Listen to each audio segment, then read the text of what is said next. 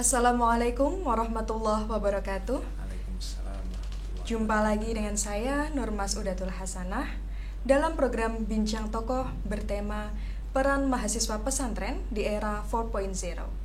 Ya, Bincang Tokoh adalah sebuah program di mana menayangkan perbincangan bersama tokoh inspiratif yang diharapkan masyarakat dan juga pemirsa sekalian dapat mengambil pelajaran dan terinspirasi dari tokoh yang ada. Kali ini, episode kali ini kita mendatangkan tokoh inspiratif yang bisa disebut juga sebagai sosok idola di kampus kita tercinta, kampus IPMAFA. Beliau adalah Bapak Wahrodi MSI selaku Wakil Rektor 3 Bidang Kemahasiswaan.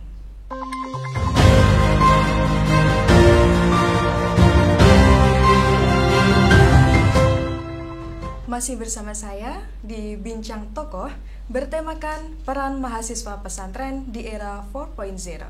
Ya, kita sudah bersama narasumber kita kali ini yaitu Bapak Wahrodi MSI. Kita sapa dulu.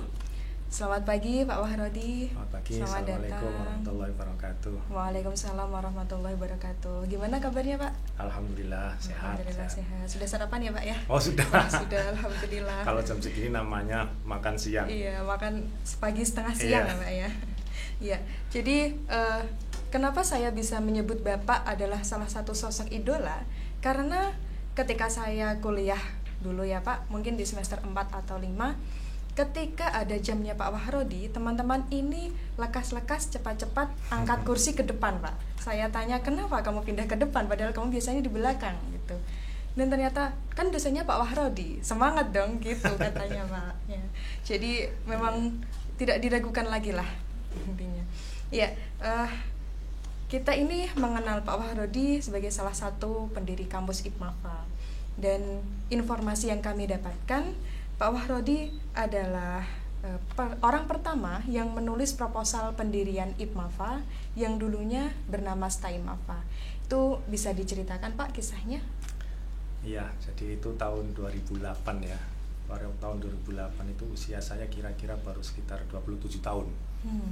Jadi sebenarnya bukan saya yang menulis itu bukan, tapi itu proposalan gede. Jadi kami menyebutnya itu proposal bantal gitu. Mungkin 3 rim lebih. Ya proposalnya itu tebal 3 rim lebih. Jadi itu dikeroyok banyak orang. Dikeroyok banyak orang. Nah, saya hanya salah satunya saja. Jadi waktu itu kebetulan secara struktural saya sekretaris panitia pendirian.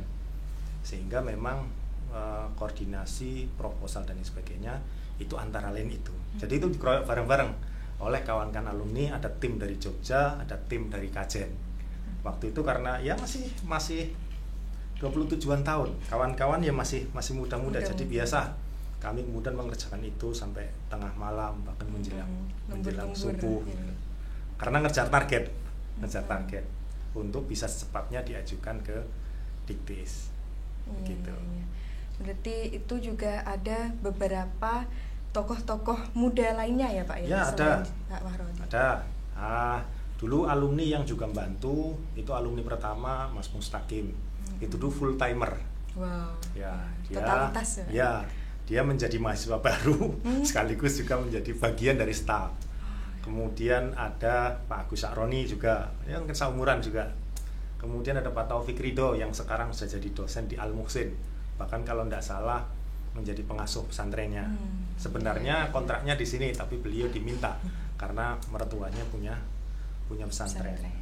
Wanda juga terlibat Wanda karena Wanda TU awal. Tapi tidak, proposalnya tidak sih. Ya.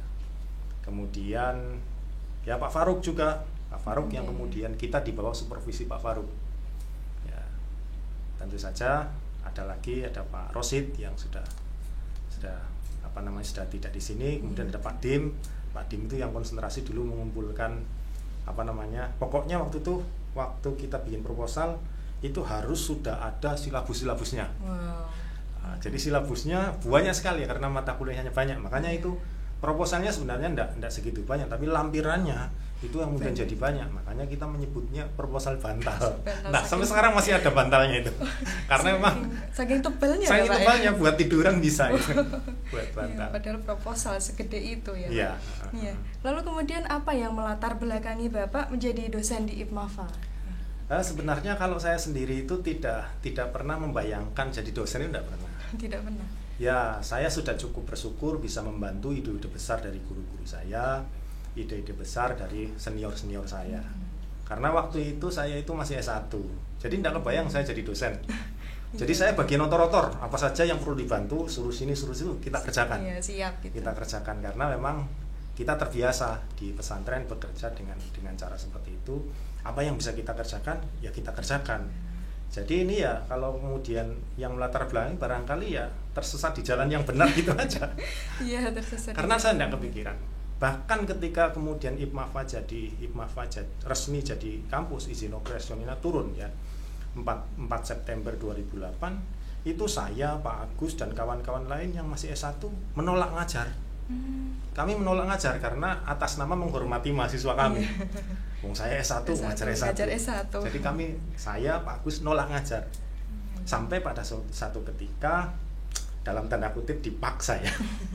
Jadi dulu itu ada dosen namanya Pak Yusuf. Itu dosen nahwu dan sorof. Nah, kebetulan dosen itu kemudian resign karena satu dan lain hal beliau resign. Ya, akhirnya dosen itu kosong. Nah, waktu itu yang sedikit memaksa saya itu waktu itu Pak Faruk dong, enggak. Lah kalau soal nahwu dan sorof itu kan ya bahkan anak-anak kuliah kan mungkin ya kalah sama santri. Nah, saya meminta Anda sebagai santri. Sudahlah, bisalah gitu loh. Bisalah. Akhirnya kemudian ya itu tadi, untuk pertama kali pura-pura jadi dosen. Artinya secara kualifikasi sebenarnya enggak. Kualifikasi akademik formal loh ya. Ya kalau keilmuan sih ya seburuk-buruknya kayaknya tahu saya pernah hafal alfiyah sih. Meskipun sekarang sudah lupa tinggal berapa ya, 1000 tinggal 100 bono gitu loh. Ya mungkin atas nama saya pernah ngaji nahwu dan pernah ngaji sorof itulah kemudian ya, saya masih S1, saya masih belum S2, proses paling banter itu kemudian ya, karena perlu harus ada, bagaimanapun juga harus jalan. Mungkin ya kalau Kaidah fikih jadinya malah yudrokukuluh la yutrokukuluh mungkin ya. Daripada ndak ada sama sekali ya wis lah sing penting ono mungkin begitu. Lah sejak itulah kemudian saya memulai untuk ngajar. Tapi pun saya tetap menolak, jangan dulu lah. Waktu itu karena kita komitmen bahwa kampus ini tuh kampus yang serius. Serius menyelenggarakan pendidikan, karena serius ya maka termasuk dosen-dosennya juga harus serius antara lain bentuknya, komitmennya adalah bahwa kita bisa mengajak orang-orang yang punya kualifikasi S2 untuk bisa ngajar gitu. Jadi itu janji kami sendiri. Jadi kalau kemudian saya ngajar itu sebenarnya pelanggaran terhadap komitmen sebenarnya. Jadi itu tuh Mbak, saya tidak kebayang jadi dosen, tidak kebayang. Itu aja sih. Jadi ya tadi barangkali tersesat di jalan yang benar gitu karena aja. Awalnya faktor kepepet tadi ya. Iya, karena saya cukup bersyukur bisa membantu ide-idenya guru-guru itu saya sudah cukup bersyukur. Saya tidak punya ambisi dur-dur saya. Untuk jadi dosen, jadi wakil rektor itu enggak sampai ya Pak. Enggak sampai. Iya. Nah, kemudian panjenengan itu sudah lama nyantri di Matolek nggih Pak. Iya. Nah, juga IPMAFA ini lahirnya juga cikal bakalnya dari Matolek. Menurut jenengan, Matolek itu bagaimana sih? Begini, saya sebelum di Matolek itu kan ya umum. Kemudian saya di Matolek. Di lembaga-lembaga pendidikan itu umumnya kan ya ada pelajaran agama lah, ada pelajaran agama. Tetapi barangkali yang sangat spesifik di Matolek Falah adalah saya mendapatkan agama tidak hanya diajarkan sebagai ilmu. Agama itu diajarkan sebagai sebuah amaliyah. Jadi pada kesehariannya setiap hari itu saya melihat tidak hanya sederhana adalah gitu loh. Tapi saya melihat guru-guru saya sederhana. Jadi kesederhanaan dalam sebuah praktek, agama dalam sebuah praktek itu yang kemudian meresap di dalam diri saya dan mungkin mayoritas atau bahkan seluruh murid. Jadi akhirnya kemudian kami punya kenangan kuat punya hubungan yang sangat kuat terhadap alma mater kami, terhadap guru-guru kami, karena kami melihat tadi agama tidak diajarkan sebagai ilmu saja, tapi diajarkan sebagai sebuah amal, sebagai perilaku keseharian. Ketika di madrasah misalnya diajarkan zuhud, saya melihat bagaimana Mbah Sahal, saya melihat bagaimana Kiai Nafe, Allah yarham, dua-duanya itu guru-guru kami. Ketika beliau mengajarkan kita itu harus menghormati kepada yang sepuh, kemudian menyayangi kepada yang kecil, kami betul-betul melihat praktek-praktek seperti itu. Kita harus menghormati guru-guru kita, sampai kemudian anak-anaknya guru itu saya betul-betul melihat itu. Nah mungkin di tempat lain kan diajarkan pokoknya kamu harus menghormati orang tua. Teori. Ya, sebagai teori, sebagai ilmu saja. Hanya di sini. Ini saya punya barangkali satu hal, misalnya Kiai Sahal, kemudian Kiai Nafe, itu kan selain mondok di sini sendiri kan mondok di Sarang. Jadi yang Kiai Sahal ini saya pernah suatu ketika ada acara NU, itu penyelenggaranya di pesantren Sarang. Tetapi pada waktu yang ditentukan Kiai Sahal itu tidak bisa hadir. Karena itu kemudian beliau ini sowan minta izin. Beliau datang ke Sarang. Datangnya bukan hanya mobil itu parkir di pinggir jalan. Kiai Sahal jangan masuk. Udah mobilnya di sini saja. Jadi mobil itu parkir di jalan raya itu loh, di Sarang. Bukan di parkiran. Bukan di parkiran. Dan beliau jalan kaki ke sana. Beliau jalan kaki. Kemudian sampai di dalamnya Mbah Maimun, karena Mbah Maimun itu kan putranya gurunya. Jadi Guse Mbah Sahal. Karena gurunya Mbah Sahal itu Mbah Zubair, itu gurunya Mbah Sahal. Mbah Zubair punya anak Mbah Maimun itu. Itu takzimnya sama Mbah Maimun itu sama besarnya dengan Mbah Zubair. Ya begitu sampai di dalam, saya lanjutkan. Sampai di dalam itu beliau kayak wong ora kanggo. Dia titis di depan begitu nunggu gitu loh. Nunggu, tidak mau mengenalkan, tidak mau, sampai kemudian ada santri yang kenal Kiai Sahal. Akhirnya kemudian santri ini masuk ngaturi.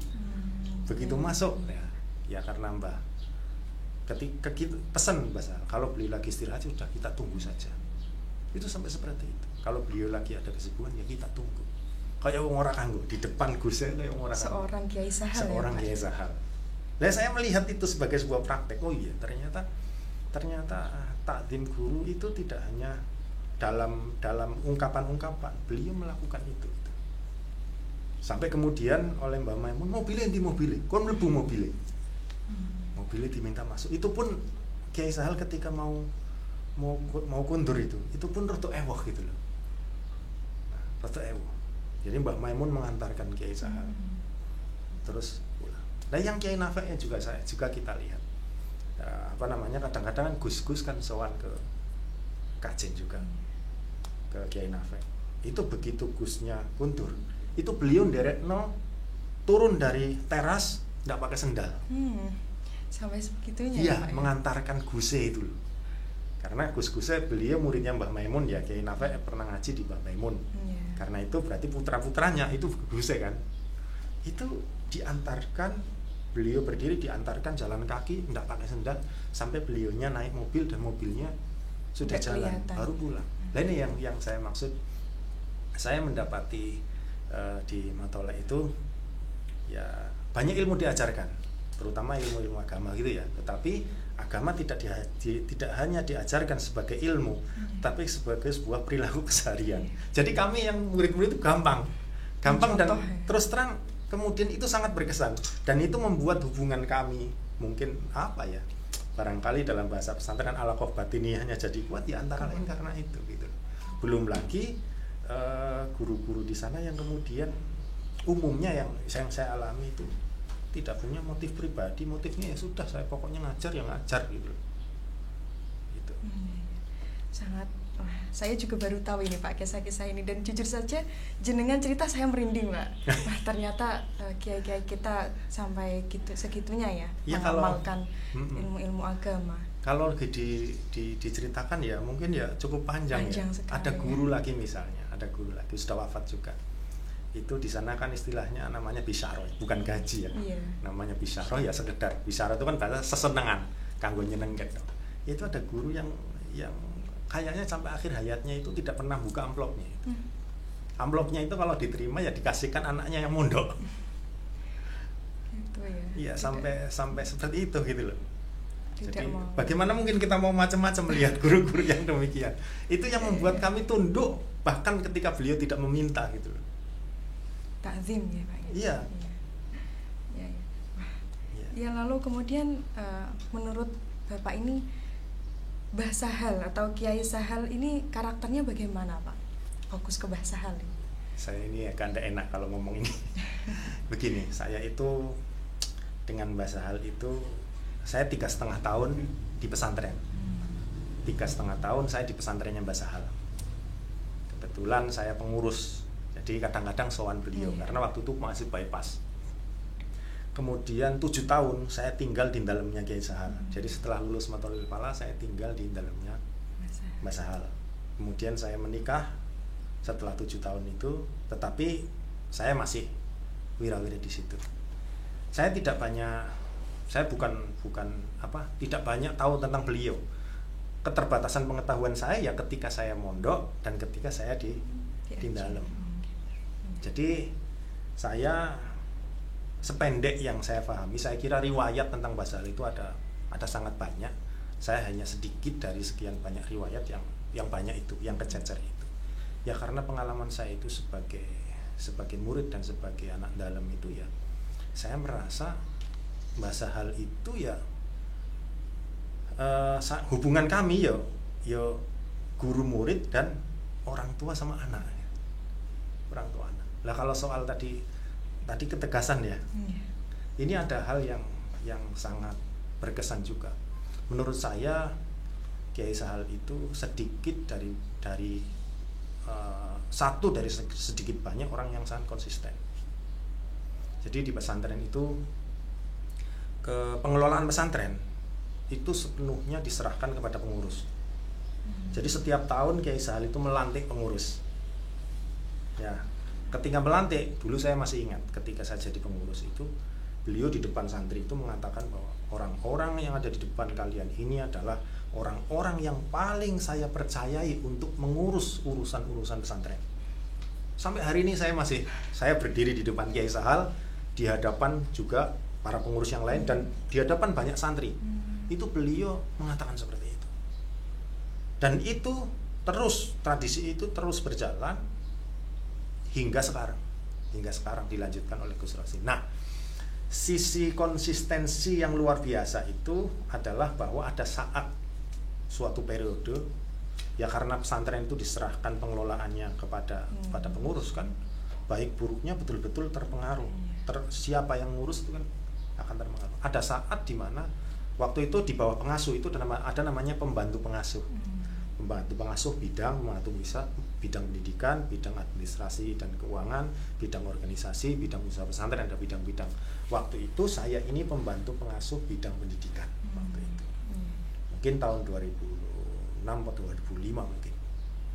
Jadi di sana ketua pondok itu kan namanya kapres ya. Ketua presidium. Jadi ketua presidium berarti kan mewakili semua pengurus ya. Itu membuat keputusan mengembalikan beberapa santri yang dianggap sudah tidak bisa dibina lagi. Itu ya oleh Kiai Sahal. Jadi kan prosesnya pengembalian itu kan pengurus membuat pernyataan bahwa kami tidak sanggup lagi membina santri karena itu kita kembalikan kepada pengasuh. Kalau sudah dikembalikan kepada pengasuh, itu pasti disponnya Kiai Sahal itu pasti dikembalikan kepada orang tuanya. Itu pasti begitu. Nah, waktu itu kami para pembantu pengasuh itu merasa ada kesalahan di sini yang diambil oleh pengurus. Harusnya anak-anak ini tidak dikembalikan kepada orang tua, masih bisa ini harusnya. Tapi betapapun kami tidak setuju, keputusan itu tetap jalan. Kiai Sahal tetap konsisten terhadap komitmen beliau. Orang-orang ini adalah orang-orang yang paling saya percaya. Meskipun kami level keduanya para pembantu pengasuh ini tidak setuju waktu itu. Nah, ini kan sesuatu yang ini artinya bahwa salah ijtihad itu bisa saja, tetapi sebuah komitmen itu harus atas nama keberlangsungan sebuah sistem itu harus dilakukan, harus ada yang mengambil tanggung jawab itu gitu loh. Nah ini yang saya dapati. Nah kemudian ini kalau dari sisi organisasi, kemudian dari sisi ini yang saya maksud sebagai orang tua ya, orang tua, dan beliau itu kalau dalam bahasa pesantren tidak istiqbat. Istiqbat itu meminta seseorang untuk melakukan hal-hal untuk kepentingannya, kepentingan beliau. Padahal kami ini itu kan ya, apalagi didhawuhi itu mesti senang dan kita akan lakukan. Tapi itu tidak. Ini ada hal pengalaman pribadi yang menarik. Jadi saya sudah menikah baru-baru lah, ya belum sampai 3 bulan lah. Itu Kiai Sahal itu mau ada acara di Semarang. Biasanya kan dulu sebelum itu saya ikut membawakan tasnya lah, sebelum saya menikah. Jadi waktu itu saya diajak juga, ya, nggih, saya bilang nggih. Kemudian waktunya berangkat, paginya kan kita berangkat. Itu kemudian saya ditanya Kiai Sahal, "Kowe wis pamitan bojomu?" Gitu loh. Ya Allah, madeg saya. Saya ceritakan ini kepada istri saya. Padahal istri saya kan juga santri beliau. Dan beliau paham sejak awal saya itu ada di situ. Jadi mau didhawuhi 24 jam seminggu full dan lain sebagainya, ya sudah tidak masalah istri saya. Istri saya itu sampai nangis gitu. Wong aku kok sampai dipamiti Mbak Sahal. Wong aku kok nanti dipamiti Mbak Sahal gitu. Padahal saya sendiri mau terus dan lain sebagainya, oke saja gitu. Nah itu yang saya maksud, beliau itu saking hati-hatinya tidak mau ada istiqbat, kemudian juga tahu hak dan kewajiban. Sampai kemudian mau ngajak saya saja, gara-gara saya sudah punya istri, saya ditanyain, "Kamu sudah pamit bojomu belum?" Ini kan tidak banyak orang-orang. Umumnya kalau kita kemudian berada pada posisi tertentu, kita kan kemudian merasa memiliki gitu. Karena merasa miliki, kemudian merasa punya hak untuk ngakon-ngakon, bahkan untuk mengeksploitasi. Beliau itu tidak gitu. Kalaupun kemudian beliau memerintahkan sesuatu, itu umumnya perintah-perintah itu yang kemudian untuk kepentingan murid gitu, untuk kepentingan anak. Ya saya pernah didhawuhi, diperintah untuk nulis, pernah saya. Ini ada permintaan tulisan dari suara dia, "Kamu yang nulis ya." Tapi kan bukan untuk kepentingannya beliau. Bahkan ketika itu tulisan itu ada honornya, diaturkan beliau tidak mau. Lah kamu yang nulis kok, ya buat kamu. Itu loh. Saking hati-hatinya ya Pak. Saking hati-hatinya. Jadi ya tadi kayak tidak punya motif pribadi kan. Padahal kami itu kan siap bersedia. Ya sejak kami masuk itu ya kami ini khodim. Tapi kami ini khodim, tapi prakteknya kami yang diladeni. Makanya benar itu kalau kemudian orang terbaik itu bukan makhdum ya, tapi khodim. Makanya Kanjeng Nabi sendiri mengatakan khodimul umat. Raja Saudi juga mengatakan khodimul haromen ya. Karena khodim itu posisi yang mungkin dari sudut pandang sosial rendah ya. Karena khodim itu ngeladeni, pembantu gitu. Tapi dari sudut pandang agama, khodim itu yang hebat, khodim bukannya makhdum. Kanjeng Nabi juga khodimul umat gitu ya. Pembantunya, meladeni umat. Ya mungkin itulah. Jadi kalau saya melihat Mbak Sahal dan guru-guru saya itu, saya jadi sulit membayangkan Kanjeng Nabi, itu sulit saya.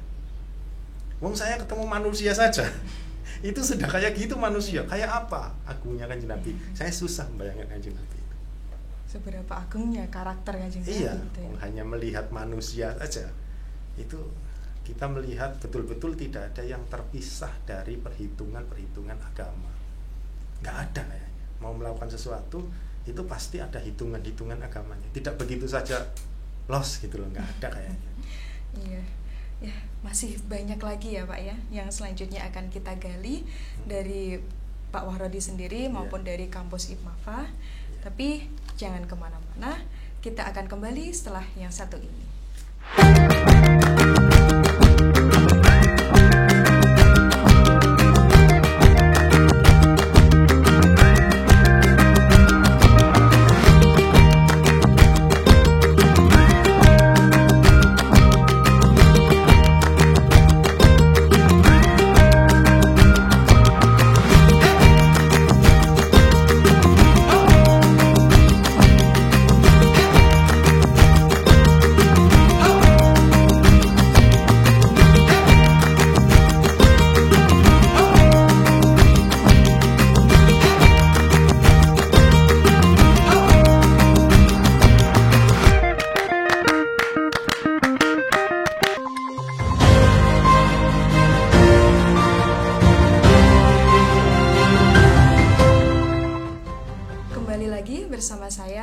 Bapak Wahrodi. Ya, kita lanjutkan perbincangan kita kali ini. Kita beralih nih Pak ke pembahasan soal kampus IPMAFA, Institut Pesantren Matoliul Falah. Ya, jadi Bapak ini selaku Wakil Rektor 3 bidang kemahasiswaan. Menurut Bapak, peran mahasiswa yang berbasis pesantren menghadapi era 4.0 ini bagaimana Pak? Karena kan anggapan masyarakat itu pesantren itu jadul, pesantren itu kurang modern seperti itu. Ya. Ya, jadi gini, era 04 itu kan perpaduan antara teknologi dengan digital ya. Ya. Kalau dulu sebelum 40 itu teknologi mesin-mesin itu masih digerakkan oleh manusia. Nah, kemudian era 40 ini ya mesin-mesin itu digerakkan secara digital. Maka kemudian yang menjadi andalan pada era 40 ini adalah kecerdasan artifisial, kecerdasan buatan. Bagaimana kemudian sebuah produksi itu bisa dilakukan jarak jauh, bahkan tanpa orang, semuanya serba programming. Nah, kondisi yang seperti itulah yang kemudian menjadikan segala sesuatunya terhubung dan segala sesuatunya kemudian tidak bisa berdiri sendiri. Nah, ini ciri dari era 40 ya. Ya, jadi kalau pertanyaan tadi bagaimana peran mahasiswa berbasis pesantren menghadapi. Jadi pada satu sisi kita harus melakukan atas nama keberlangsungan, kita harus melakukan inovasi. Tapi pada saat yang bersamaan, inovasi yang tidak didasarkan kepada nilai-nilai keluhuran itu juga akan tercerabut. Makanya kan kita menyebutnya disrupsi, ketercerabutan. Nah, maka bagaimana kemudian anak-anak kita, kampus yang kemudian menjadi garda terdepan untuk menyiapkan kader-kader yang melanjutkan pada masa berikutnya, ini harus punya kemampuan dua itu. Punya kemampuan adaptasi sekaligus inovasi, sekaligus punya dasar yang kemudian menjadi landasan untuk berpikir, bertindak. Maka kemudian disinilah kita akan mendasarkan riset, kemudian nilai pesantren. Riset ini sebagai dasar pengembangannya, nilai pesantren ini sebagai dasar pijakannya. Sehingga kemudian bagaimanapun kita akan berkembang, itu harapannya kita tidak tercerabut dari akar kita, tidak tercabut dari spiritualitas, tidak tercerabut dari hal-hal yang sifatnya transenden. Nah, kira-kira demikian yang kita harapkan. Nah, jadi bagaimana nanti mahasiswa mampu ya keterampilan itu nanti wujudnya adalah kemampuan untuk memimpin dan mengambil keputusan. Ini nanti dilatih dalam berbagai macam kegiatan kemahasiswaan. Kemudian kemampuan bekerja sama ini juga harus dilatih. Tidak ada orang di era saat ini yang berdiri sendiri, nggak ada. Ya, kalaupun iya, itu hampir bisa dipastikan terisolir dan bahkan hilang gitu. Ya, sekarang kita produk apa saja kan selalu demikian. Ya, kita tidak mungkin melakukan sendiri. Kalau kita melakukan sendiri, kita pasti akan tertinggal. Di Jepara saja kan dalam skala pabrik ya, skala massal itu kan bikin kursi kan tidak langsung jadi. Iya, ada yang disub, kamu bagian kakinya saja, kamu bagian atasnya saja, kamu bagian finishingnya saja. Nah, setiap orang punya spesialisasi pada bidang-bidang yang kemudian karena spesialisasinya itu kemudian bisa melakukan percepatan. Nah, era 040 ini kan eranya kita ingin mendapatkan sesuatu yang bagus, cepat, efisien, harganya murah gitu lah. Iya, itu cari-cari seperti itu. Iya, saya contoh saja, saya ini betul roti di rumah. Itu roti kan butuh kemasan. Iya. Kemasannya itu plastik di sablon. Gitu. Nyablon kan tidak susah sebenarnya. Nyablon tidak susah. Saya juga bisa nyablon. Tapi kalau kemudian roti dibikin sendiri, sablon dibikin sendiri, utek kita tuh entek. Tidak mungkin mikir pengembangan. Maka kemudian kalau urusan sablon ya saya kasihkan kawan saya. Kawan saya nerimanya juga seneng, saya juga pekerjaannya mudah, cepat, produksinya bisa lebih banyak gitu. Nah, ini saya kira 40 ini arahnya ke sana. Jadi mahasiswa itu tadi saya katakan bagaimana kemudian di sini bisa dilatih pada kepemimpinan dan mengambil keputusan, kemudian kemampuan bekerja sama, kemudian juga kemampuan membaca kemungkinan. Kemampuan membaca kemungkinan. Ya kalau garis besarnya sih kemahasiswaan itu 4 ya. 1, program-program itu mengarah kepada penguatan spiritualitas, penguatan moral, penguatan intelektual, dan penguatan skill. Nah, skill dan lain sebagainya yang kayak apa? Ya tadi wujudnya kegiatan-kegiatan yang kemudian secara langsung maupun tidak langsung melatih kepemimpinan dan kemampuan mengambil keputusan, kemampuan bekerja sama, kemampuan membaca kemungkinan, dan setelah kemampuan membaca kemungkinan juga diharapkan punya kemampuan untuk melakukan inovasi atau melakukan hal-hal baru. Begitu kira-kira. Iya. Itu juga salah satu persiapan yang panjenengan siapkan ya Pak ya, untuk mempersiapkan mahasiswa untuk menghadapi era yang semakin berkembang. Lalu kemudian Pak, menanggapi mahasiswa yang berketerbatasan, bagaimana? Ya kita memang serba jangankan mahasiswa, kita sendiri sesungguhnya belum secara nasional belum maksimal lah. Misalnya kalau kita ngomong soal era 4.0 kan seharusnya internet sudah tidak jadi masalah. Kenyataannya bandwidth kita masih bermasalah. Kita sudah upgrade ketika untuk video conference saja kita masih ribet sekali. Ya ini kita kuliah daring itu dosen-dosen masih punya keluhan itu. Baik kita menggunakan jaringan seluler maupun kita menggunakan wifi yang kemudian pakai telkom itu, kita masih punya keterbatasan itu. Tetapi apapun keterbatasan itu tidak boleh kemudian menjadi hambatan atau menjadi alasan untuk kemudian kita berhenti atau kemudian kita tidak melakukan apa-apa. Ya kita tetap harus melakukan apa-apa. Mungkin di antara kawan-kawan ada yang punya keterbatasan, punya HP misalnya, punya sinyal, tetapi kemudian di tempat yang kebetulan blank spot, itu juga masalah.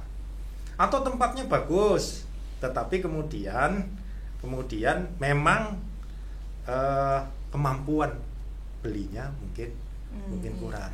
Latar belakang ekonomi.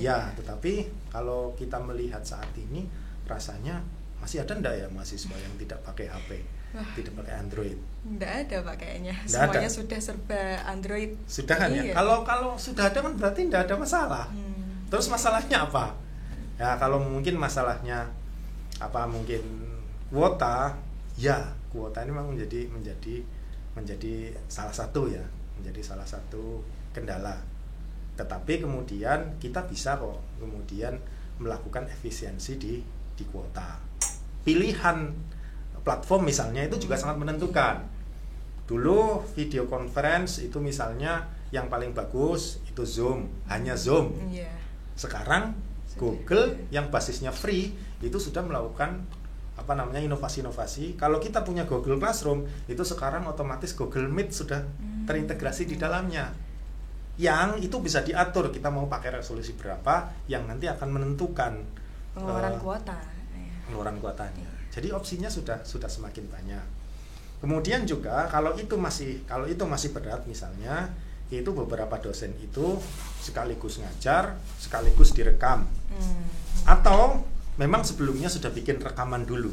Nah, ketika sudah bikin rekaman dulu itu kan artinya sudah terkonvert ya. Sudah terkonvert dari yang katakanlah 1 giga hanya menjadi beberapa mega gitu aja kan. Nah, itu kan bisa dipelajari secara offline misalnya, di luar live gitu loh. Jadi dipelajari secara non live saya kira. Jadi bisa diatur bagaimana supaya lebih efisien gitu ya. Ya memang kita terus terang kita ini terlalu mungkin ya sebagian kita atau mungkin termasuk kita itu terlalu berpikir ada apanya. Kalau menurut saya itu kita berpikir apa adanya gitu aja lah. Apa adanya. Ya, kita belum melakukan apa-apa sudah nanti bagaimana nanti begitu. Saya biasanya guyonan sama kawan-kawan ketika masuk kelas itu. Begini Mas, kalau saya perintahkan Anda itu loncat dari lantai 3, itu bagaimana? Ada yang bertanya, ada yang langsung nolak. Nggak mau Pak, nanti kan saya mati kalau dari lantai 3 gitu. Nanti pakai apa Pak? Atau nggak mau, banyak yang nggak mau rata-rata. Kenapa ya tadi itu berpikirnya terlalu ada apanya gitu loh. Kalau kita berpikirnya apa adanya, itu kan loncat dari lantai 3, itu kan kita kemudian berpikir kalau saya loncat langsung, kemungkinan saya patah tulang minimal atau mati. Tapi kan perintah saya terjun dari lantai 3 kan. Lah perintah saya kan karena global kan kemudian bisa dipikir bagaimana caranya saya loncat tanpa tapi tidak terluka atau nah ya itu karena kita tidak mau dulu. Maka kuncinya adalah mau dulu. Kalau kemudian mau, kita membuka potensi untuk melakukan hal-hal lain. Tapi kalau sudah tidak mau atau mempertanyakan, itu yang kemudian pikiran kita tidak berkembang untuk mencari jawaban, mencari cara bagaimana saya bisa melakukan itu dengan baik gitu. Jadi saya berharap kepada para mahasiswa terus terang, kalau ada apa-apa mau dulu karena mau ini yang kemudian menjadikan kita punya potensi berkembang. Pertanyaan selanjutnya Pak, mahasiswa ini banyak sekali ya, seperti tadi jenengan ngendikan jangan berkeluh kesah dulu, tapi ini mahasiswa memang sudah dari awal menerima tugas mungkin sudah wah susah, pakai ini ribet, pakai itu ribet. Nah itu harusnya mahasiswa itu bersikap bagaimana dalam menghadapi era pandemi untuk menjalankan tugas mahasiswa sebagai agen perubahan di masyarakat. Ya begini Pak, pandemi ini yang kena dampak itu kan hampir semua sektor, terutama sektor ekonomi, sektor pendidikan. Tapi ya tadi, karena kemudian semua ini terdampak, ya harusnya kita tidak merasa menjadi yang paling menderita. Wong kita susah bareng-bareng aja kok ini. Susah bareng-bareng. Iya, di semua sektor. Mungkin beberapa sektor yang tidak terkena barangkali ya marketplace itu ya. Bahkan pokoknya yang online itu naik lah, kayak Zoom, Google dan sebagainya naik. Tapi di luar itu kan ya semuanya mengalami krisis. Ya termasuk di sini. Jadi kita hidup harus tetap jalan. Proses pendidikan harus tetap jalan. Bahwa kemudian tidak ideal itu iya. Bahwa kemudian kurang ideal itu iya. Tetapi kurang ideal ini tidak harus kemudian menjadikan kita meninggalkan semuanya. Justru kesempatan ini menurut saya bisa kita ambil sisi baiknya untuk mempelajari hal baru. Ya, yang tadinya kita tidak membayangkan, kita harus membayangkan. Saya sendiri terus terang, ya saya baru belajar. Ya, misalnya gini, di dosen kita juga begitu. Terutama apalagi semester kemarin itu lumayan bagi sebagian dosen lumayan repot. Karena kalau biasanya itu tatap muka langsung selesai, siapkan materi, belajar, kemudian ketemu anak-anak, selesai tuntas. Sekarang dengan adanya ini ada ribet, harus mempelajari platform. Itu bagi sebagian dosen terutama yang sudah sepuh itu kan ya mempelajari hal baru gitu kan susah gitu. Iya, sudah sepuh. Susah. Meskipun diajari bolak-balik gitu loh. Diajari bolak-balik. Satu ada urusan platform. Yang kedua ada urusan menyiapkan materi. Kemudian menyiapkan materi saja kemudian tidak cukup. Mungkin harus direkam juga. Artinya butuh waktu lebih. Ketika wajhan biwajhin tatap muka itu kemudian 1,5 jam ya 1,5 jam selesai, tapi ketika ini beliau harus menyiapkan ekstra, harus rekaman dulu, habis rekaman kemudian ngupload juga jadi masalah lagi karena kemudian harus berbutuh jam-jam. Saya menyiapkan materi, saya pakai aplikasi Movavi Screen Recorder ya, PowerPoint yang kemudian saya presentasikan, barangkali hampir sama dengan inilah Cam yang punyanya Google itu, lupa saya. Itu yang kemudian di sudut ada gambarnya itu loh. Itu saya ngerekam 1/2 jam saja, itu hampir 1 giga, kurang lebih 1 giga. Kemudian supaya terkonversi lebih sedikit, itu saya masukkan ke channel YouTube.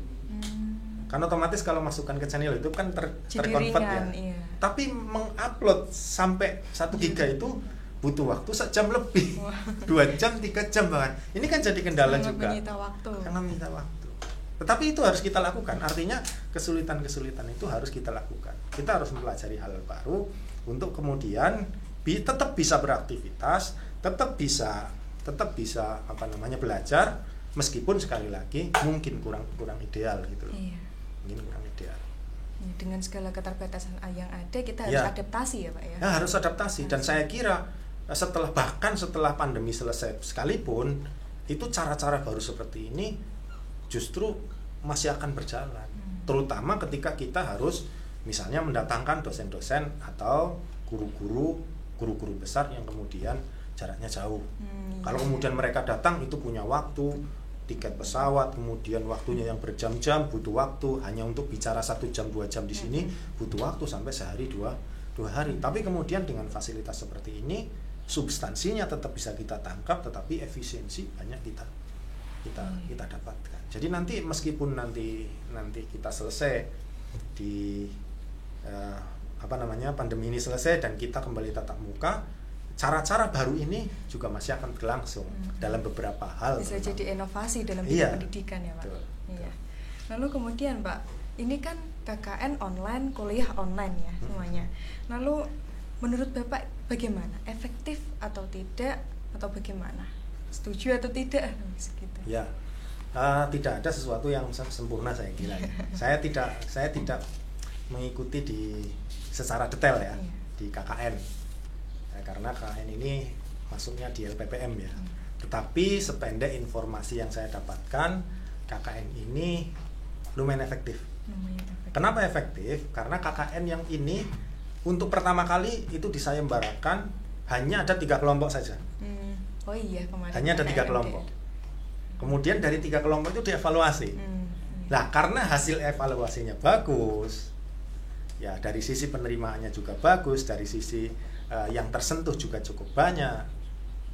Dari program-programnya kemudian juga bahkan beberapa ada yang, kok bisa ya mahasiswa kita bisa bikin media pembelajaran kayak gini, padahal yang diajarkan tidak sampai segitu misalnya. Iya, kemarin sempat ada kelompok yang sangat bagus Pak itu. Iya, hal-hal positif kayak gitu kan. Makanya kemudian hasil yang kemudian didapatkan oleh para mahasiswa sebagai program KKN tadi itu kemudian lumayan menambahkan banyak hal. Belum lagi kemudian program-programnya itu menyentuh segmen-segmen media sosial itu. Yang kemudian ini sentuhannya banyak dilakukan mungkin oleh kelompok-kelompok lain. Maka kemudian karena efektif itu saya kira, maka kemudian KKN MDR ini dilanjutkan gelombang 2 dan gelombang berikutnya. Ya, kabarnya kan kemarin gelombang berikutnya nanti reguler Mbak, jadi turun langsung ke masyarakat. Terus saya mendengar, loh kok ada gelombang 2, berarti yang gelombang 1 berhasil, saya kan gitu. Ternyata bagus sekali. Bagus. Dan saya juga dengar kabar Pak, kalau mahasiswa baru tahun ini meningkat. Sebenarnya enggak. Kalau mahasiswa baru yang daftar cukup banyak, melebihi yang tahun kemarin. Tetapi yang kemudian registrasi itu kemudian tidak seperti yang daftar. Padahal mereka daftar kan sudah bayar, sudah macam-macam kan.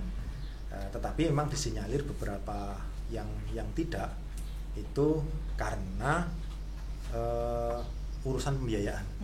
Jadi banyak calon-calon mahasiswa yang kemudian menunda kuliah pada tahun ini karena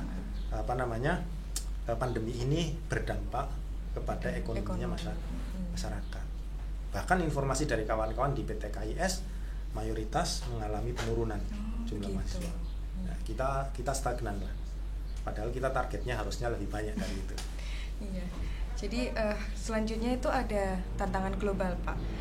Nah, dari Bapak sendiri selaku Wakil Rektor 3 bidang kemahasiswaan dan juga jajaran-jajaran kampus yang lain, apakah sudah ada rancangan untuk mahasiswa IPMAFA agar bisa bersaing dengan mahasiswa luar kampus maupun luar negeri? Ya, saya ingin menyentir sebuah penelitian ya. Jadi kualitas atau tingkat sebuah negara itu ditentukan itu 10% oleh sumber daya alamnya. Kemudian 20% itu oleh teknologi, 25% itu yang jelas kemudian sisanya 45% itu SDM-nya. Makanya kemudian banyak negara-negara yang sesungguhnya sumber daya alamnya enggak ada. Tapi karena kemudian SDM-nya bagus, maka kemudian negaranya juga bagus. Nah, fokus kita saya kira sebagaimana memang porsinya kampus itu adalah penyiapan sumber daya. penyiapan sumber daya yang kemudian di depan saya sampaikan punya kemampuan adaptasi. Jadi sederhananya beginilah, gabungan antara modernitas dan tradisionalitas. Modernitas kemudian berbicara tentang kemajuan, inovasi. Tetapi inovasi, kemajuan dan lain sebagainya itu harus dikawal dengan nilai-nilai kita. Ya. Nah, kitanya ini nilai-nilainya ya NDSA itu.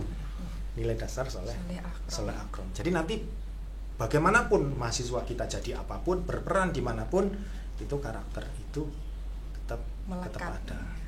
Saya kalau ngomong soal ini jadi ingat film ini, The Last Samurai gitu. The Last Samurai itu kan, kenapa Katsumoto hancur ya? Itu karena Katsumoto itu berkeras dengan tradisionalitasnya. Nggak mau pakai bedil, nggak mau pakai apa-apa. Pokoknya bela negara dan lain sebagainya itu atas nama kemuliaan, atas nama samurai, bahkan nggak mau pakai hal-hal yang modern itu. Mempertahankan. Sementara yang satu, Jenderal Agren ya, itu modern sehingga kemudian dia hidupnya itu kering. Dia tidak menemukan kebahagiaan di tengah kemajuan yang dia dapatkan. Dia jenderal komandan yang paling berhasil ketika di Amerika, karena itu dikontrak oleh Jepang untuk melatih tentara Jepang kan, dengan bayaran tinggi. Tapi dia tidak bahagia. Kenapa? Karena dia tidak punya sesuatu yang sifatnya spiritualitas. Sampai kemudian si Algren ini ketika dia menjadi tawanan, itu kemudian belajar spiritualitasnya samurai. Kemudian justru yang dia itu sebenarnya itu diminta untuk melatih tentara sekaligus melawan, sekaligus dia menjadi pemimpin untuk melawan samurai, itu justru berbalik membela samurai. Kemudian Katsumoto memberikan sebuah penghargaan kepada Algren itu. Anda adalah tempat bertemunya antara cara-cara baru dan cara-cara lama. Nah, kita ingin nih anak-anak kita, mahasiswa kita itu melakukan sesuatu dengan cara-cara baru, tetapi kemudian punya sisi kuat, karakter kuat dalam wujud nilai-nilai Soleh Akrom yang ini kemudian mengawal, sehingga kemajuannya oke, spiritualitasnya oke, sehingga zohiron ya bahagia, batinan juga bahagia. Ini kita harapkan demikian kira-kira. Ya, semoga saja ya Pak ya. Nah, lalu kemudian sekarang ini tantangan yang Bapak dan juga jajaran kampus hadapi, ini apa Pak? Ya, tantangannya kalau dari si internal ya, kita ngomong soal internal. Kalau dari internal terus terang ya, kita masih banyak potensi yang belum kita maksimalkan. Misalnya dari internal, ya tadilah kita ingin mahasiswa kita itu punya etos tinggi. Begitu juga kawan-kawan yang gabung di sini. Kawan-kawan yang gabung di sini ya sudah maksimal. Ya, tapi ya tadi kita mesti dinamis. Mesti dinamis. Ya, untuk dinamis itu kan butuh paradigma baru. Butuh asupan wawasan baru dan sebagainya. Maka ya inilah kemudian pentingnya update secara internal. Kita update informasi, kita update sumber daya, baik secara formal maupun non formal, melalui sekolah-sekolah atau melalui pelatihan-pelatihan. Karena kita omong kosong, kita ngomong kemajuan, kemudian di dalam tidak berbenah sumber dayanya itu, ya sulit lah. Gitu. Diawali dari dalam ya Pak? Ya dari dalam. Kemudian kalau tantangan eksternalnya ya tadi itu, kita ini hidup di dunia yang serba pragmatis. Nah kita kadang-kadang pragmatis itu kan kadang-kadang ada sisi buruknya ya, karena kita balapan. Kita balapan. Nah kalau sudah balapan itu kadang-kadang ya sebagaimana caranya gitu. Nah kita harus menyesuaikan pada dunia yang serba pragmatis ini. Contoh misalnya, kita punya idealitas dalam dunia pendidikan, anak-anak kita itu punya karakter. Tapi pada saat yang bersamaan di luar sana mereka ditantang untuk punya skill. Kalau tidak, kemudian tidak bisa bersaing misalnya. Nah ini tantangan dari luar. Ya seharusnya sih kalau kita punya karakter seharusnya sih kita bisa adaptasi dimanapun kita hidup. Di masyarakat yang sudah siap ya kita siap, di masyarakat yang belum siap ya kita siap, di masyarakat manapun kita siap. Lagi-lagi soal mental menurut saya soal mental. Lawang ada riset juga ternyata kesuksesan seorang itu bukan dari intelektualitas dan skill, tapi juga dari attitude, dari sikapnya. Nah kalau sudah sikap, kemudian kuncinya tadi mau, itu yang lain bisa dikerjakan, ya misalnya ini, saya punya adik kelas dulu. Adik kelas saya ini ya lulusan Matolek, habis lulusan Matolek itu dia itu jadi apa? Ya tinggal di dalam juga, tapi di dalam Jakarta. Di dalamnya Kiai Sahal di Jakarta.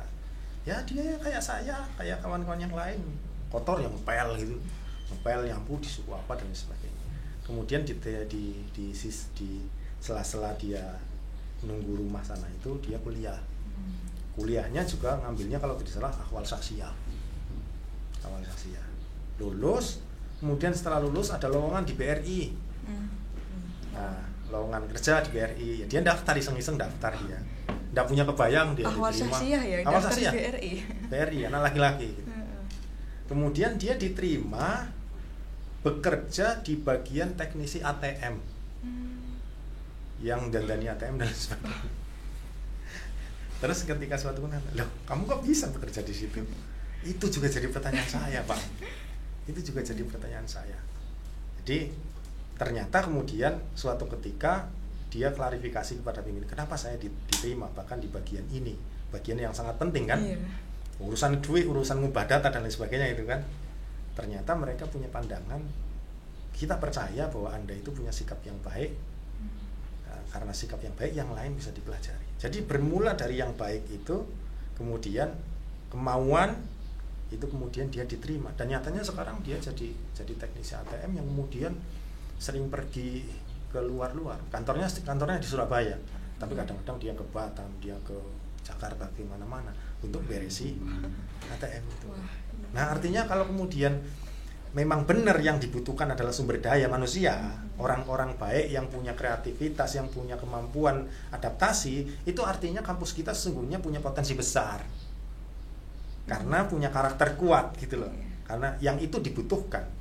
Kalau kerja mesin ya KPU iso. Mesin bisa melakukan. Bisa dipelajari ilmunya. Tapi yang mempekerjakan manusia yang kemudian punya daya adaptasi, punya penalaran, punya kejujuran dan lain sebagainya, itu yang dibutuhkan saat ini. Ketika kemudian mesin sudah banyak menyelesaikan banyak hal. Gitu kira-kira. Ya, menarik sekali ya teman-teman sekalian. Ya, tapi masih ada yang lebih menarik nih ya. Jadi tadi kita sudah membahas banyak mengenai Pak Fahrodi sendiri, mengenai kampus IPMAFA, mengenai perkembangan keilmuan juga di kampus kita. Tapi setelah ini Pak, kita akan bersama, saya akan ajak Bapak main game.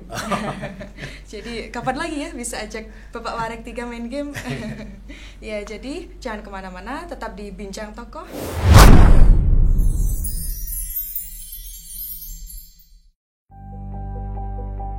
Hai, apa kabar? Kalian rindu kampus? Sama, aku juga. Lama ya kita tidak bersua, berbagi rasa dan tawa. Ramainya kampus tak lagi terdengar. Ada yang tertawa, ada yang hanya nafasnya saja yang terdengar. Ada pula yang terengah-engah karena telat masuk jam kuliah. Seru ya? Jam kuliah pagi yang dibarengi dengan kantuk setelah semalaman begadang, tugas yang menumpuk dan deadline tugas yang tak kunjung selesai. Ah, seru, ramai dan harmonis. Sekarang, kampus sedang mengistirahatkan aktivitasnya, membuat kita harus menabung rasa rindu. Tadinya enggan untuk tak merindu, tapi ternyata tetap rindu. Semua diganti dengan candaan virtual. Ah, kurang rasanya. Seru sekali ketika bertingkah dengan kalian. Titip absen saat perkuliahan, kadang desak-desakan saja makan siang. Aku rindu saat kalian memasang wajah yang serius untuk menunggu ide cemerlang datang. Aku yakin badai pasti berlalu. Semoga kita segera bisa menempa diri di sini kembali. Tetap sehat ya di sana dan terus semangat.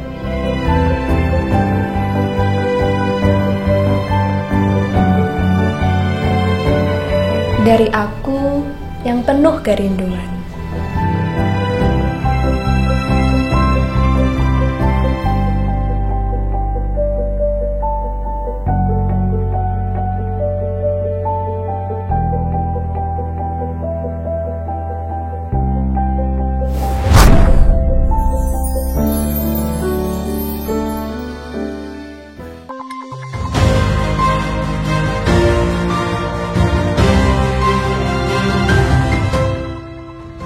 Terima kasih masih tetap stay bersama kami.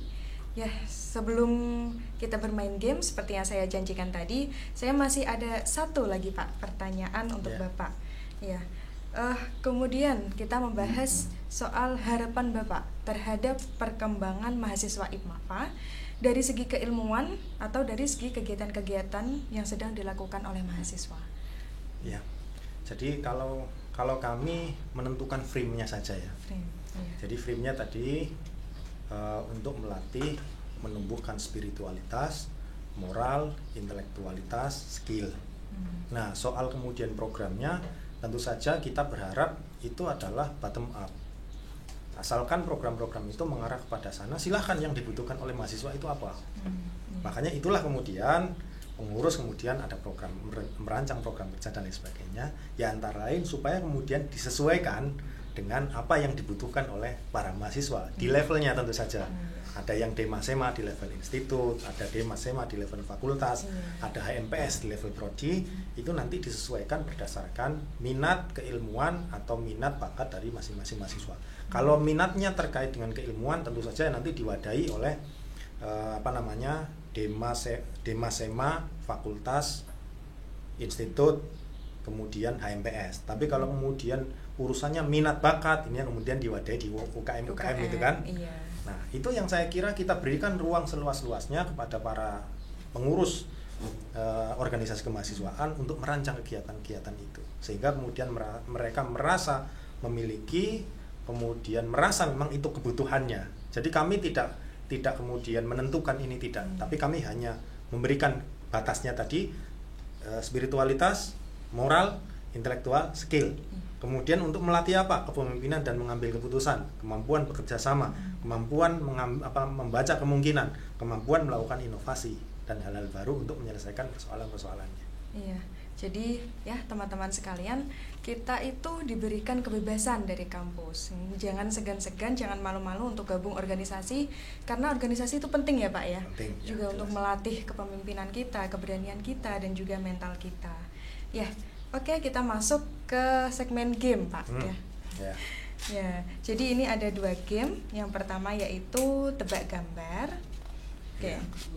Ini Pak, nanti Bapak akan saya beri gambar, saya kasih hitungan 1-10, tapi jangan dijawab dulu sebelum hitungannya selesai. Jadi gitu. Bapak merangkai kata-kata dulu ya. Nah, ini sudah siap ya Pak ya? Ya, siap. Siap. Oke, yang pertama, ini Pak, monggo. Ya, 1, 2, 3, monggo, 4. Burung mau naik mobil. Oh bukan Pak, ayo coba dirangkai lagi. Tuh ada yang disilang, hurufnya ada yang disilang, ada ya yang kan terserah saya yang jawab. Ya, coba. Ini ada mobil, ada bis, kemudian ada burung di depannya, nih burungnya nyetop. Stop, saya mau naik mobil. Kan burung bisa terbang Pak, kenapa harus naik mobil? Ya kan dia lagi habis keserempet ini, wong di pinggir jalan. Aduh, ya imajinasinya luar biasa, tapi bebas kan ya? Oke, yang selanjutnya itu ada rangkai jawaban ya. Jadi Bapak merangkai jawaban dari kata-kata yang sudah ada diacak di sini ya. Oke, nih monggo. Ini pertanyaannya, apa yang dari atas sampai bawah rasanya sama? Ada 4 huruf. Jawabannya 4 huruf. Dari atas sampai bawah rasanya sama. 4 huruf. Terdiri dari 4 huruf. 1, 2, 3. Nggak tahu juga. Itu sudah apa? Ada loh Pak. Sudah ada kisi-kisinya loh Pak itu. Apa? Iya, itu ada toge Pak, dari atas sampai bawah itu rasanya sama. Iya toh? Iya, toge. Enggak. Cambah. Beda. Masa beda Pak? Beda. Sama sih Pak. Yang kepalanya kan kacang, rasanya beda itu. Ya udah, nanti kepalanya dipisah dulu Pak kalau mau makan. Oke, terima kasih Pak. Iya, selanjutnya ini ada benda apa yang tumbuhnya dari besar ke kecil. Ada 6 kolom. Huruf pertama P. Apa? Benda apa? Tumbuhnya dari besar ke kecil. Ada 6 kolom. Huruf pertama P. 5, 4, 3, 2, 1. Ya, sudah ada jawabannya? Belum. Iya. Huruf pertama P. Biasanya dipakai nulis, Pak. Pensil. Iya. Bener teman-teman ya. Enggak amat tadi pertanyaannya, enggak fokus.